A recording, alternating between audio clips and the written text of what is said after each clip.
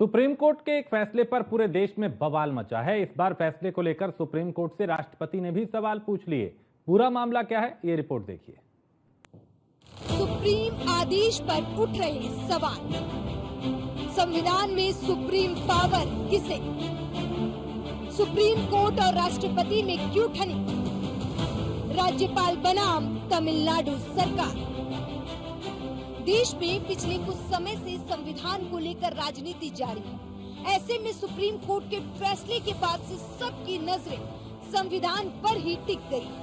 अब राष्ट्रपति द्रौपदी मुर्मू ने सुप्रीम कोर्ट से 14 गंभीर सवाल पूछे। 8 अप्रैल को सुप्रीम कोर्ट ने एक फैसला सुनाया था। तमिलनाडु सरकार बनाम राज्यपाल के मामले में कोर्ट ने आदेश दिया, जिसमें कहा गया कि राज्यपालों और राष्ट्रपति को तय समय सीमा पर विधेयकों पर फैसला लेना होगा।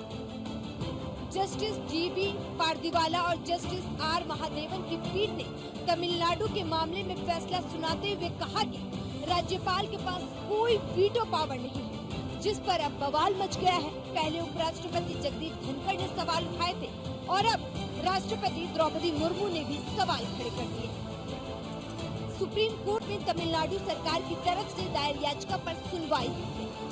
आपको बता दें कि राज्यपाल आर.एन. रवि ने तमिलनाडु सरकार की ओर से पारित 12 में से 10 बिलों को 13 नवंबर 2023 को बिना बताए विधानसभा में लौटा दिया और 2 बिलों को राष्ट्रपति के पास भेज दिया था, जिसके बाद कोर्ट ने फैसला सुनाते हुए कहा कि राज्यपाल द्वारा इन विधेयकों को राष्ट्रपति के पास भेजना अवैध है, इसे रद्द किया जाता है। इसके साथ ही कहा कि इन बिलों को उसी दिन से मंजूर माना जाएगा जिस दिन विधानसभा ने बिलों को पास करके दोबारा राज्यपाल के पास भेजा, जिसके बाद राष्ट्रपति ने सुप्रीम कोर्ट से 14 बड़े सवाल पूछ लिए।